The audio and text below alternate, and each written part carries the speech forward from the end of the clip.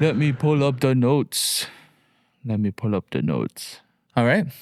Welcome back, everybody. Happy Monday. Yo, to Yo, track yo. my nation. Let's go. Like, comment, subscribe.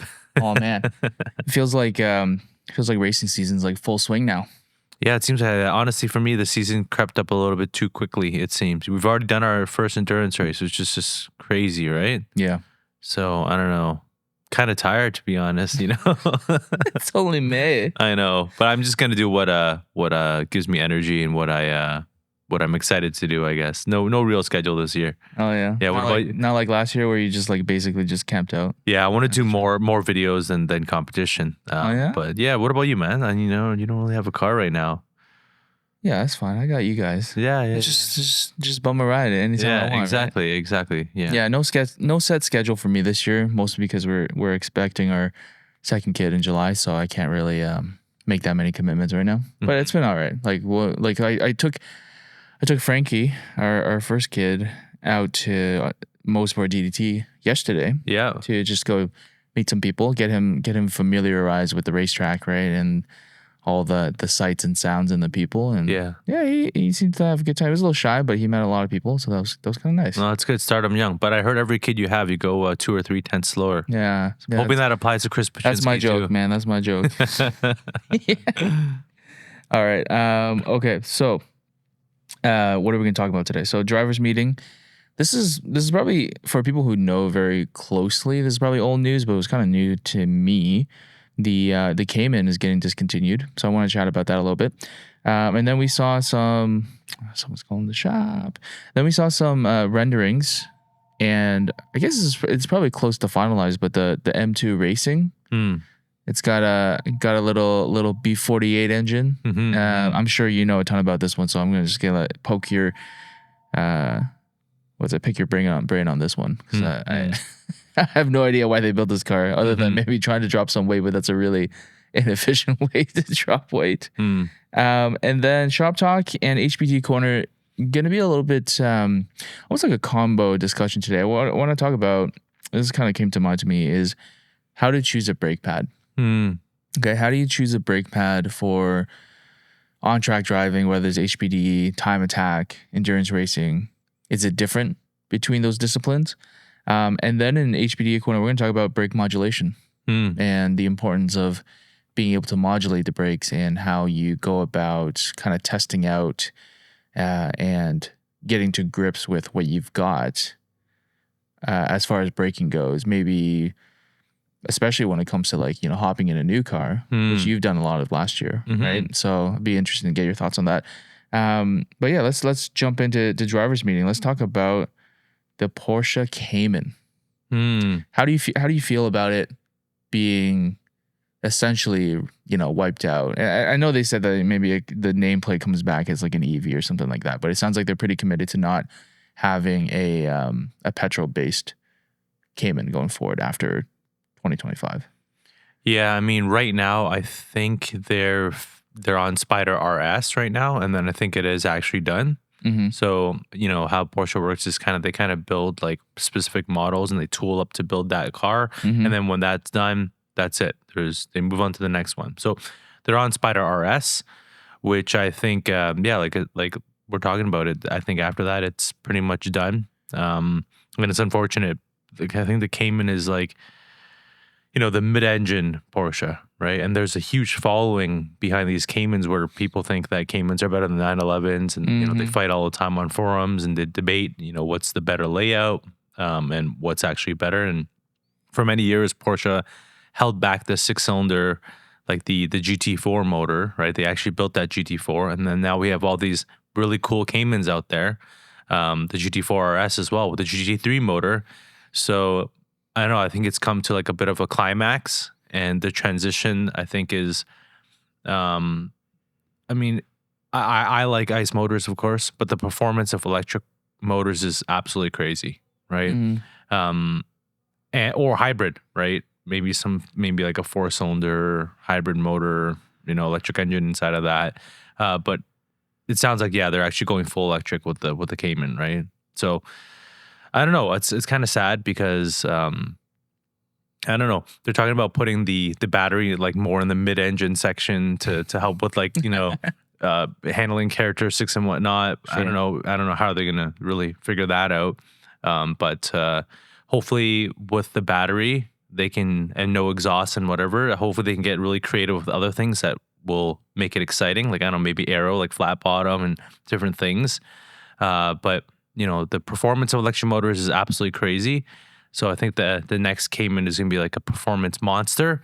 But I'm gonna miss the old ones. Yeah. It almost feels like they're kind of throwing the Cayman to the wolves in a sense, where everyone knew that with electric motors, like they've tested with a whole bunch of cars, obviously. Like, the Taycan was kind of cool, but it's like a very niche car, and everyone just. It's just not even Porsche. It's like the entire industry when they think about performance track first cars. They're looking at the GT cars from the Porsche line, and until Porsche decides with like their GT3s to make that a hybrid or an electric vehicle, everyone else is kind of looking outside in as to like, okay, like what's Porsche gonna do? What's Porsche new? Just because of the following that they have, and it feels like the Cayman going all electric is like they're just gonna test it out, and they feel comfortable enough to like say it's not a GT3, it's not the 911 because they love their 911, and as you said, right, like for the longest time everyone thought that they were holding back on the performance of the Cayman because they don't want to cannibalize sales on the 911 or the GT cars, and to the point where when the GT4 RS came out on paper, I would have thought, because they gave it the nice motor, they finally gave it the like a variant of the GT3 motor, right? And I would have thought that the performance of that car would have been very, very close to, or at least closer to, what the GT3s are able to do. But from what we saw with some locals who have had the chance to either own both or have driven both, they always say like it's just not quite there, right? Compared to the GT3, certainly compared to the GT3 RS. So I don't know. I always found that kind of interesting. Yeah, I think they had to do that, right?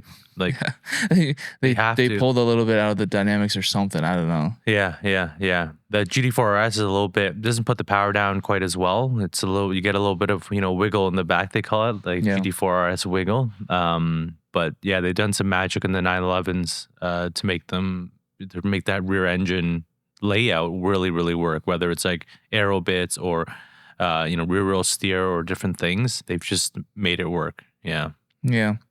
And the other thing that it reminds me of is you also drove, I don't know, it was last year, the year before, like the Cayman T. Like that was a pretty interesting, like when you think of cars that have the allure of having a Porsche track car, but then try to make it a little bit affordable. That's kind of like where the Cayman S, right? Cayman T's sweet spot was. Even sure, like you can get it, like it's gonna be like a Turbo 4, but that was almost like the every person's Porsche track car that you could reasonably afford, right? And so that's kind of gonna be out of the equation for a while at least. So yeah, there used to be a time where you could just walk into a Porsche dealership and kind of buy, like my brother-in-law's GT4, for example, the 918, sorry, not 918, not 981 GT4. He just walked in and bought it. No prior history to any Porsche. Walked in, got one, and now it's like crazy to try to get whatever, right? So yeah, I know, different times. Like you said, I think Porsche has the brand and nameplate to actually try this out, like full electric Cayman. Yeah. And it's just, we'll see how it goes. Why they don't care about that car. Yeah, well, it's not that they don't care about it, because 911 is the nameplate. That's like the flagship. Sorry, the flagship car, right? And yeah, prices have gone crazy. So yeah, I mean, before you could buy Caymans for, I don't know, like under $100,000, you can get like a really nice one, like a deep, really, one that you want, right? Now they're like Cayman T's are like well above 100. Yeah, 115s, 110s, something like that. Yeah, the blue one that I drove for some time. Yeah, that car sold for 108 plus tax. Dang. Yeah. So, and that's like 4-cylinder turbo, Cayman T, like very minimally spec'd. Yeah. Yeah, it's crazy. Yeah. Well, we'll see how this develops. I'm kind of saddened about it, but yeah, it will also be kind of interesting to see what the used prices of the 7 and 8s, how that's going to develop as well. Yeah, that's right. Whether people will start collecting them or not. We'll see. All right. Next topic, the M2 racing. There we go. Here, BMW. Let's go. All I know about this, okay, is that I guess they made this for some racing series. I don't know if it's spec or it's joining some existing series, but the only thing that I do know about it is that they are putting the B48 engine into this car, right? Yeah, that's a big headline. It's a 4-cylinder. Yeah. With that body size and the weight of the M2. Yeah, here's the thing though. The car actually just weighs a little bit over 3,000 pounds. I think it's like 3,088 pounds or something like that. Sure. So that's pretty light. Okay, you know what? Compared to modern standards, it's pretty light, right? Full cage race car. Okay. And the B48, I think in that car makes a little over 300 horsepower. So 300 horsepower, 3,000 pounds. It's okay. Yeah. Now, backtrack a little bit. Before the M2 racing, there was a few, two series race cars, basically, right? So, to name a few, there's like M235 I Racing, there's M240 I Racing, then M2 CS Racing, and now we're at the, J87 body style M2 Racing, right? Yeah. And, if you backtrack one generation, the M2 CS Racing, it was kind of like gentleman's racing, right? You buy this entry level sport race car, and in Europe there's these like M2 CS Racing Cup, right? It's pretty popular. And BMW put a lot of their junior drivers as development drivers in these cars. Hopefully they start there, they develop them, and they groom them to like M4 GT4 or M4 GT3 race cars, right? Yeah. So those cars were also detuned compared to my personal street car M2 CS, M2 competition, sorry. My car is like 400 something horsepower. Those were detuned to like 350. You can buy a power stick that makes it 414. But really, it's like spec racing. Power stick. It's like this little USB you stick into it. You have to pay for the USB. Okay, All it is, it's just software. Yeah, right? yeah. But this car, the M2 Racing, the new one, you know what? I think we would know best in terms of like sprint racing, endurance racing. The S58, I don't know if it's fuel efficient enough to go long, So, but, I mean, this thing is made for like 40-minute races, right? It's probably 40-minute races, or whatever people decide to do with them, right? Yeah. Who knows, right? But I think part of it is like weight, part of it is like fuel efficiency, part of it is maybe cost. Are they trying to match it to some other cars to make it competitive so they don't like BOP it so hard? Potentially, yeah, depending on what series you race it in. But I don't know. What are you going to race it against? It's not going to be any racing against like TCRs and things like that. It's going to kind of be... No, it's too slow to go against TCRs. Exactly. It's going to be like its own thing, I think. Is this faster than the 235?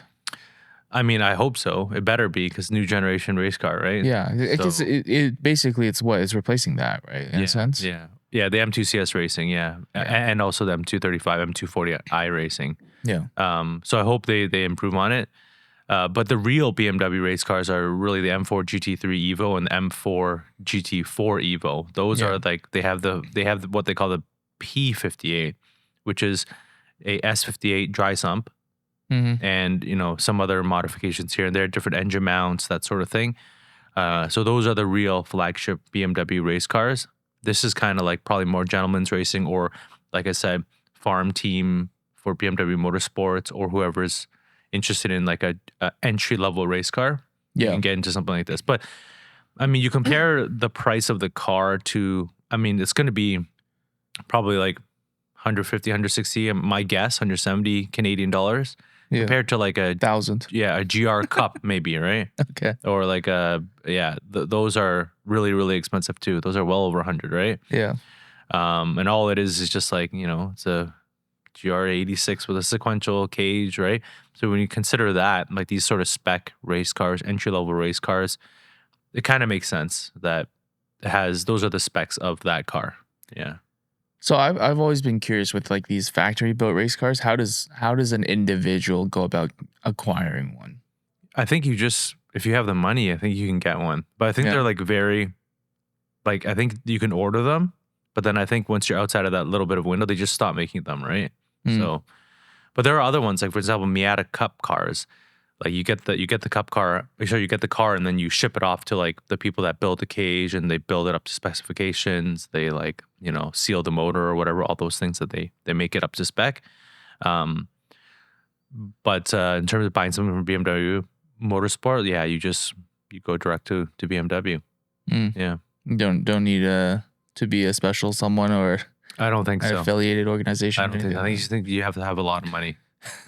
But I guess that's a really interesting point. Is like when you buy into something like this, and maybe that's why like people are always like after a couple of years, you see like on Bring a Trailer or like Racing Junk or whatever, people are dumping these like factory race cars, most likely because it's just not supported anymore, right? Mm-hmm. Like remember when there was obviously completely different league, but like Sentra Cup and Micro Cup, yeah, that series kind of just like at least the Micro Cup got replaced with the Sentra Cup. I don't know what the current status of the Sentra Cup is, but like people were dumping the micros after that run for pretty cheap. They were pretty good lucky dog cars for like GT3 class. Yeah, but I mean, Miata Canada Cup, they actually allow all the different Miata variations as long as you build it up to spec. They can all race together. I actually really like that. You kind of have to do it to get a decent field size and whatever, right? So that's why maybe we don't see like a M2 Cup here in Canada. In Europe, yeah, they're probably gonna have like something similar to what they had with the M2 CS Racing Cup, or maybe in some world they race together. That'd be super cool, having all different M2s. But I don't know. But they had a huge field of M2 CS Racing race cars racing together, and it was actually really, really nice racing to watch, right? Yeah. I mean, think of it as an entry-level race car, minimal aero, like it doesn't have very much at all, right? Not a lot of crazy power. It's a perfect sort of tool to get people into racing. I know to us, it's like, wow, to the regular folk, like, whoa, this is so expensive for a car. But as a race car, I think it's reasonable. Yeah. For what you get, like a factory spec race car. And when MTech had their M2 CS Racing, they bought it for around 170. They raced it for 2.5 years, I think, and they barely lost any money, like $10,000. They were doing CASE sprints. Oh, okay. Yeah. So, yeah, and then it was kind of like a practice car for Sam, and he drove it a whole bunch. Now he's racing Lambos. Yeah, I guess that's its purpose, right? Not huge power, not huge aero, something to just get used to driving a race car. And you know what? It's driving a race car is very different than driving a street car. Like you know this too with the TT. It's like the sensations, the sounds, the rawness of it, the rattles, the creaks, the squeaks. Maybe that's just our car. But the wind. TT's pretty quiet. Yeah, the wind and compared to some of the other ones. Yeah, like getting in and out of the car. Like there's all these little nuances, taking the steering wheel off, like all that stuff. Like, the pedals move, whatever. There's all these little things that I think we have to get used to. Yeah, I think that's true. Like I remember the first couple of seasons of doing wheel to wheel, like you're just inundated with like, visually and orally, like the stimulation is just like it's a lot to take in, right? Whereas now we just like show up for the driver's meeting and jump in the car. Yeah. You're just comfortable, right? Everything else is just noise and you just focus on the driving. Whereas before everything was just commanding your attention. Yeah. So I guess that makes sense. Like little rocks kicking up is like so much louder in that car or like in the TT or like, I don't know, everything is just like, the halo seat is kind of like, impairing some of your vision. You have to use your mirrors. Like there's so many things about a race car. That I always find, again, like it's fascinating. Like when we were driving at Shannonville and then, Johnny, it was his first time doing a wheel-to-wheel race. And the first thing that he mentioned was like, it's very hard to see the side view mirror because of the window net, right? Everybody complains about that the first couple times. Yeah. And I had to really think. It was like, oh, does that bother me? Because I think, again, it's just one of those things like after a few years, like As long as you see a little bit. Yeah. I He's just like, need to "It's know not- if someone's there or not. Exactly. Is there a right? headlight? No. You know? Like, yeah, exactly. Can Yeah. you tell? Can you discern whether there's a vehicle there? Or Yeah. not? Yeah. And a part of that is also like, after a while, you just get used to tracking cars behind you too, right? Like, Yeah. I mostly just use the rear view to get a sense for whether a vehicle, like, after every corner, you kind of look back and see, like, okay, scan. Yeah. Just be What's the aware situation, right? So the then you track, know, yeah. like, whether there's a possibility where there's going to be a vehicle on your inside or your outside. Yeah, you don't want to put someone new in some very high horsepower, high downforce, high commitment type of car. This is a very M2 is very this build is very mechanical grip, type of car. So again, lower horsepower. I think it's a great entry level race car. Cool. Yeah. All right, let's move on to shop talk. So, brake pads. I think this is a topic that people don't talk about enough, considering how important it is to how a car feels and how much confidence you have as a driver, right? So when I think about brake pads, like, when people tell you, hey, first time going to track, like, what are the things that you should modify in your car, right? It's almost always like, oh, like tires and brakes is usually like all you need to get started, right? But what's the most common advice that you've heard as it relates to brake pads and choosing the right brake pad? Well, there's a few things to keep in mind. Number one is like, what's your use case, right? Most people that are asking are usually like, hey, I street daily drive my car and I occasionally go to the track. Like, what brake pad should I go with? I think that's the most common use case that we come across for our population, right? Yeah, the hybrid pad. And so there's a few things to consider, like how well does the pad manage heat? Yeah. Like, what's its operating temperature, and the mu or how much friction, coefficient of friction, right? So really, it depends on, I guess, the level of the driver and, I guess, the use case, right? Yeah. So, and of course, cost as well. But I think what it's cheap enough and what's really, really important is fluids, like brake fluid. Like, that's the first thing I would say. Like, get yourself some really, really good brake fluid. And I guess the difference between like maybe the pad failing or the fluid failing is like all in the pedal, right? If your fluid is boiling, then your pedal is just going to go all the way to the floor, right? But if your pedal is still firm, right, then it's the pad, right? So again, start with fluids. I don't think lines are really, stainless steel lines are really necessary for most people, and I know for us, we've had some issues with stainless steel lines with our good friend Ji-Sung, right? Yeah. He's not the only one. Yeah, he's not the only buddy, one. Will Parsons, also had a rupture as well. Yeah. This is something that just bind. Yeah. That just binds. It's not as flexible as a rubber hose, right? And then just you can tear it off or something can happen, right? Yeah. And then brake pad, like I said, there's so many different companies that come up with like, this is our street pad. This is our half track, half street pad. This is our, very, aggressive track pad, or this is our endurance pad or whatever, right? So I think it's just going with the pad that best suits your use case. Yeah. I would say when people first get into this and they're like, oh yeah, let's get some track pads, the thing that a lot of people gravitate toward is just high coefficient of friction. And in my personal opinion, I think high coefficient of friction is overrated. A lot of times people just get that like super high mu pad and they don't think about heat, right? Because usually the higher the friction, the more heat that's being generated and what kind of impact that has on the car. And the other thing is like, do you actually need that peak braking, right? Because you want to think of, again, like everything's a system. If your brakes are too strong, you're gonna overpower the tires a lot of times, right? Like you don't want your car to like, you do moderate braking and ABS kicks in. That's not gonna make you fast. And also when you like try to slowly ramp onto the brakes, but it's just giving you too much bite, all that the timing of that transfer to the front might be too quick, right? That's, again, like this is related to thinking about setting up the dynamics of the vehicle and the timing of when the car loads up the front, right? And braking is a huge component of that, where traditionally we just think about suspension setup. But don't forget about the brakes, because that's a huge part of that. I don't know what you call it, the kinetic chain of how it works. And so when I've kind of been choosing pads, like, okay, take a step back. Let's think about construction first. One of the mistakes that I made previously, and I'm not bashing like all manufacturers that use this method, but the way that the pad is adhered to the backing plate, there are some pads manufacturers that basically use a stud or a rivet.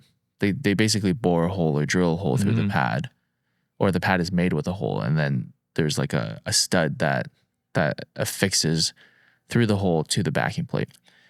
The issue with pad construction like this is that because now the pad is not uniform with that hole, you can cause cracks to form. And I've had entire chunks of the pad just like kind of go through that crater and just like break off. Like after one event on my GTI of all things, right? But granted, it doesn't have big brakes.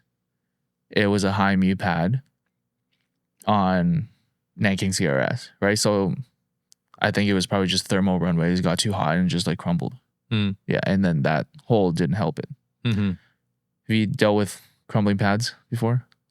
No, I haven't, because I only use one brand, and they're amazing. What brand is that? Endless. It's true. Yeah. I would have run Endless pads if I could have got it for the GTI. But yeah, that's what I run on the FRS as well. This is one of the things where like you kind of, when you stumble upon the brand that works, it's very hard to kind of deviate from it. We had good success with Padgett brakes as well. But I will say one thing, again, to go back to the lines of, do you need that much bite? I have trended towards, when possible and when economically efficient, to run endurance pads on basically all my track cars. And part of that is, over the long run, it's probably a little bit cheaper, right? So they have really good thermal regulation. The bite is not crazy, so it kind of pushes for smoother driving, right? So it's like maybe you start braking a little bit earlier, but you can get back on power a little bit sooner usually because the car's settled faster. But they can be more expensive, right? Like my favorite pad, I don't know if it's your favorite pad. My favorite pad is the MA45B. And it's incredible. It's easy incredible. on rotors too. Easy on rotors. It's crazy good. Super expensive. And you probably don't want to know what they use to manufacture it at that compound. It's like one of those things where it's just like, don't tell me. Don't tell me.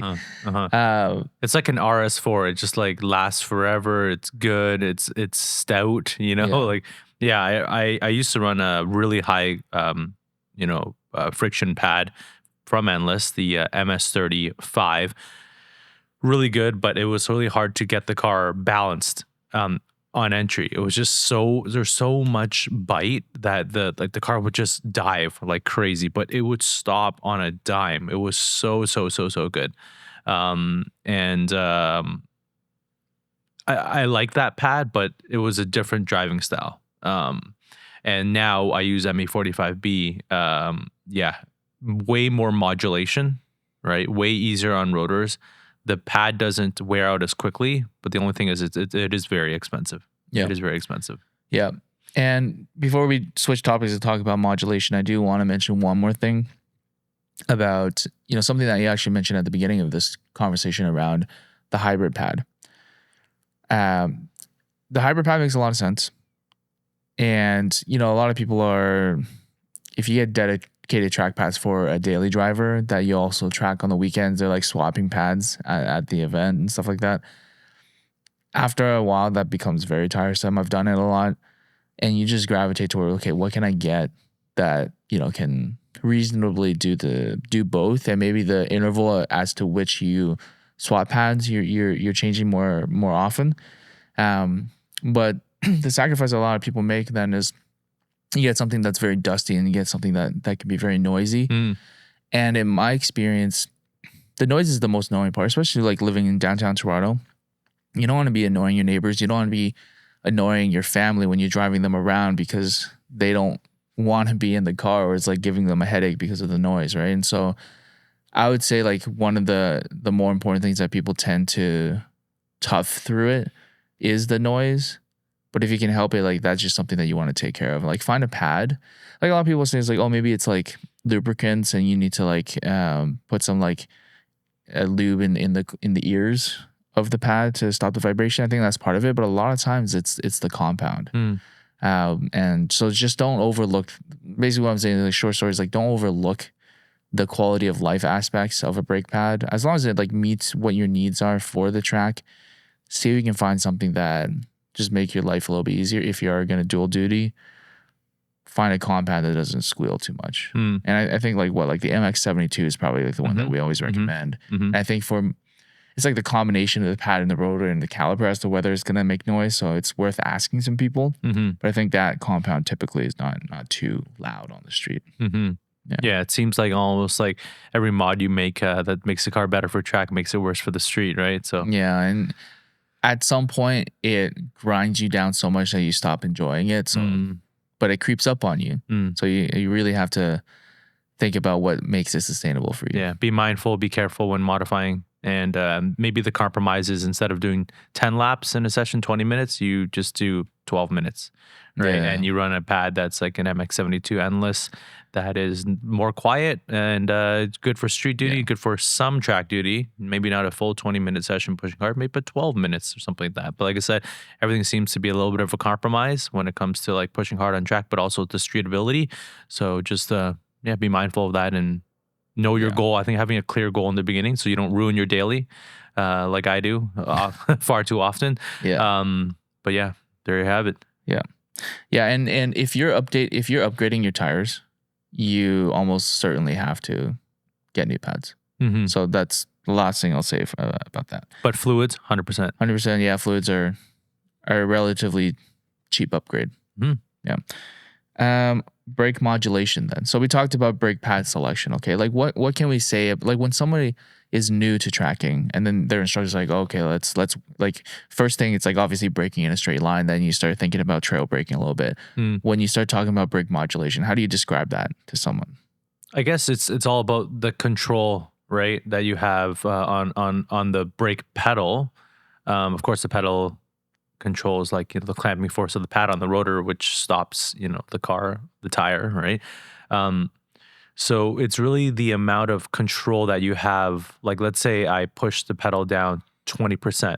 Is it 20% of the peak braking force that I have, or is it a really high friction pad such that I touch the pedal and it's like 80% of the braking force already, right? So modulation that I think is like that control of the brake pedal, then how that translates through the whole system, and your inputs. How does it make an effect on, I guess, the balance of the car and the way that the car is slowing itself down, right? Yeah. So whether it's linear-ish and whether there's good resolution, right? And what's interesting is like, what is ideal, right? I don't think exactly linear is perfect either. Like if you're familiar with sim racing, a lot of people brake profile is kind of like a lot of times it's like a modified S curve of sorts, right? It's almost as if it's like at the top end. Like, what would you prefer? You want something that kind of like fades towards the top, or do you want it to be more peaky towards the top? That there's a lot of could ramp up a lot more at the top. Well, the best brakes that I've ever driven are like manual brakes, right? Sure. So like Radical and the S2000 that I drove that had, excuse me, that had manual brakes, and those feel very linear to me because you have to push really, really hard. You are like, you need to be in a fixed back seat harness, like you really push on that brake pedal. So if I had a perfect world, I would want like a very linear pedal. Okay. And the only thing that I would adjust is like just brake bias versus changing like, I guess, the curve or the linearity of the braking. Yeah, that's like my perfect world. But because we don't have manual brakes in most cars, yes, I do want a little bit more of a ramp up and then like for it to sort of flatten up near the top. Yeah. Yeah, interesting. So like a neck and S. Yeah, basically. yeah, exactly. Yeah. Big find ramp. I find the most important is actually the slow ramp up toward the bottom. Yeah, because sometimes like you just need to breathe on the brake a little bit just to get that little extra like on the front for a corner that's not like a heavy braking zone. That I find like just a little bit is really important and is literally just breathing on the brake, right? But yeah, like this is related to the pad selection conversation, and that's what's going to allow you to have modulation in the brake, and a lot of this is to do with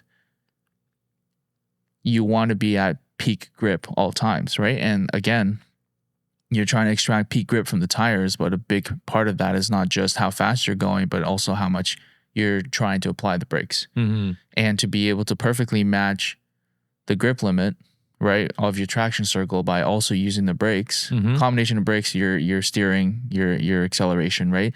That just becomes a part of that equation. And how sensitive is your foot?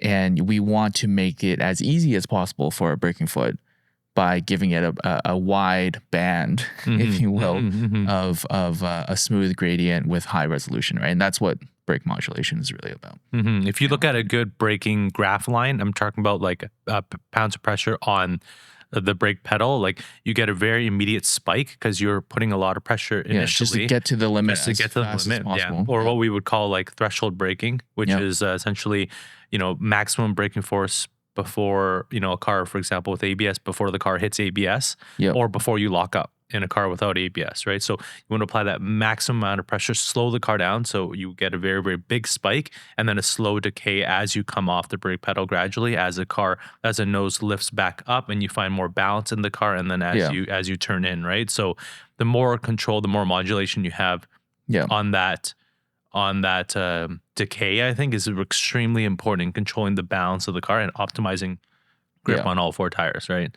That initial braking though, like I think modulation is also like part of it is the feel. You need some feel in order to modulate, right? And if you don't know what's going on in the tire, if you don't know ABS kicking, you're locking up or whatever, or if you're hitting peak grip or not, then how are you going to provide the appropriate input to match what the car is doing underneath you? Yeah.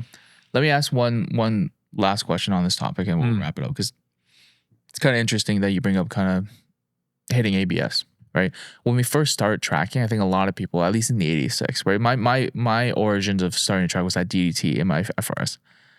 And for us to unlock lap time when we were just novices, it was basically just standing on the brakes. Let ABS take care of it, right? It's just like, how far can I go? And then just like stand on the brakes and use it as an on-off switch. And truthfully, I do think a lot of people went faster that way because you were just like maximizing the straightaway, right? Like you're on full throttle for longer that way. Now, would you say for building good habits and for learning, is it better to overshoot? So obviously this only applies to cars with ABS. Okay, don't lock up your your manual cars.